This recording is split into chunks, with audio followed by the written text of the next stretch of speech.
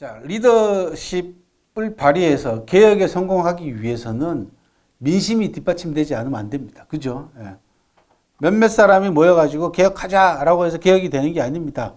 백성들, 국민들의 압도적인 지지가 뒷받침되지 않으면은 개혁이 결코 성공할 수가 없습니다. 지금까지 우리나라가 개혁에 성공하지 못했던 가장 큰 이유 중에 하나도 민심을 어떻게 잘 헤아려서 또 그 민심을 어떤 방식으로 끌고 갈 것인가라는 부분에 대해서 실책을 거듭했습니다. 실제로.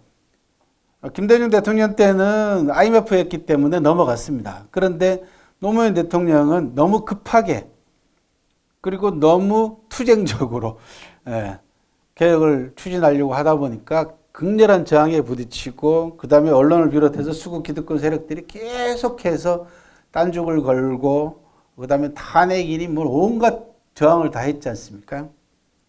그래서 실패를 했습니다. 그리고 비극적인 또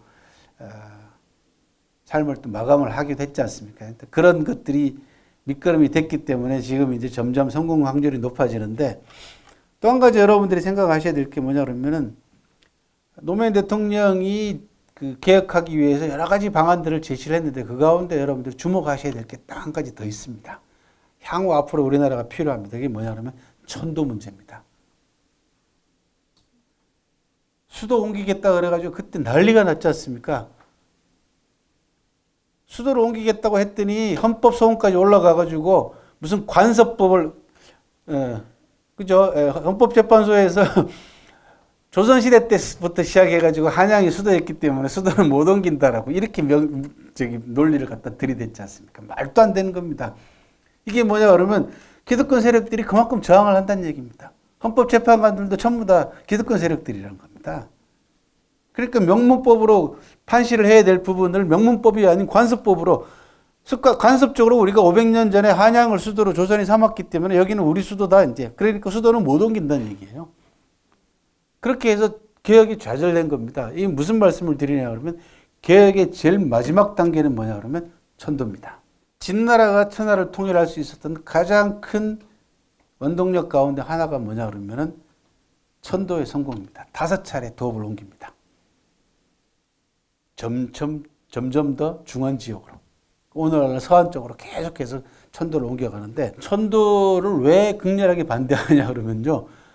수구 기득권 세력들의 기반을 빼앗아 버리는 거 아닙니까? 강제적으로. 옮겨버리고 나면은 이 민심을 어떤 방식으로 끌고 가고 어떻게 교화하고 어떻게 설명하고 하는 게 굉장히 중요합니다. 그래서 지금 위나라의 문우라는 사람 예를 들어드리는 이유가 거기 있습니다. 위나라 문우라는 사람은 전국시대 때 개혁을 주도한 인물인데요. 각 분야의 전문가들을 초빙을 해가지고 개혁을 합니다. 이 사람이. 여기 보시면 이규에는 경제 전문가, 행정 전문가인 서문표, 그 다음에 군사 전문가인 오기, 군사 전문가인 악양, 그 다음에 교육 전문가인 자하, 행정 전문가 인자, 전자방, 교육 이런 사람들이 나옵니다.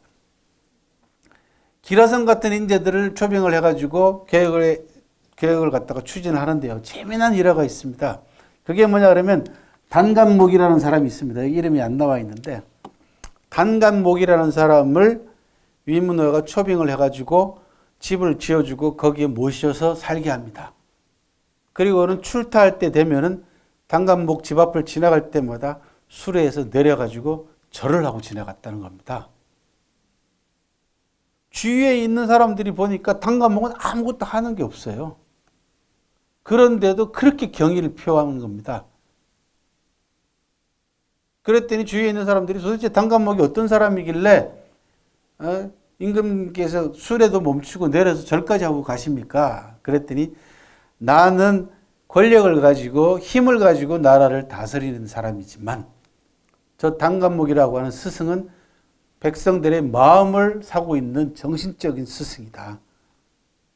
내 권력이라는 것은 시간이 지나고 힘이 빠지면 다 보잘것 없어지는 것이지만 단간목이 가지고 있는 저 정신적 자산이라는 것은 우리나라 사람들을 위나라 사람들을 정신적으로 풍요롭게 만들어주고 정신적으로 혜택을 누리게 만들어주는 훌륭한 스승이기 때문에 내가 어떻게 경의를 표하지 않을 수 있겠냐. 라고 얘기를 했더니 이 이야기를 전해 들은 이웃 나라들이 위나라를 침범할 생각을 하지 못했다라고 기록을 합니다. 왜 그러냐? 백성들의 마음이 단결이 돼 있으면 그 나라가 적어도 나라가 조금해도 함부로 넘보지 못한다는 겁니다. 그런 백성들의 마음을 단합시키는 정신적 멘토들이 나라에 여러 사람이 있어야 된다는 거죠. 우리나라가 그래도 그전까지만 해도 정신적 멘토들이 꽤 많았지 않습니까? 아시다시피 뭐 문익환 목사님부터 시작해가지고 그다음에 이영희 선생님들 이런 분들이 각 종교계나 학술계나 이런 정신적 멘토들이 스승들이 많았습니다. 실제로. 그런데 그 이후로 지금 한국 사회가 신일복 선생님 돌아가시고 난 이후로는 한국 사회 정신적 스승이라고 내세울 만한 사람들을 찾기가 힘들어진 시대가 됐습니다. 굉장히 중요합니다. 지금이라도 그런 분들이 계시면 찾아서 국가가 그분들을 대우하고 우대해야만이 백성들의, 국민들의, 시민들의 마음이 하나로 쏠려가는 겁니다. 지금까지 그런 정신적 멘토가 될 만한 분들에게 대해서 수구 기득권 세력들이 어떻게 헐뜯었는가 여러분들 잘 보십시오. 조금만 바른 말 하면은 빨갱이 낙인 찍어가지고, 그죠? 좌익으로 낙인 찍어가지고 박해하고 살았습니다. 실제로. 이제 그런 낡아빠진 반공, 그 다음에 좌우 뭐 이런 빨갱이 딱지를 붙이는 시대는 지나갔다라는 그런 말씀을 드립니다.